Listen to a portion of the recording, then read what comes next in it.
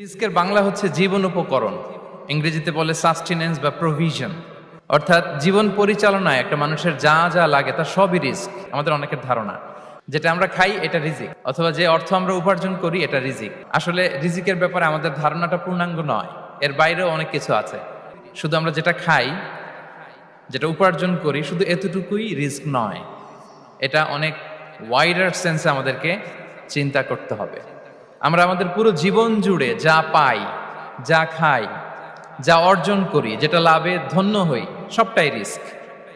আমরা অনেকে যে বুঝি যেটা আমরা খাই, যেটা উপার্জন করি এটা রিস্ক, এটা যে একেবারেই রিস্ক নয় সেটা নয়, তবে এটা আংশিক সত্য, এটাও রিস্ক।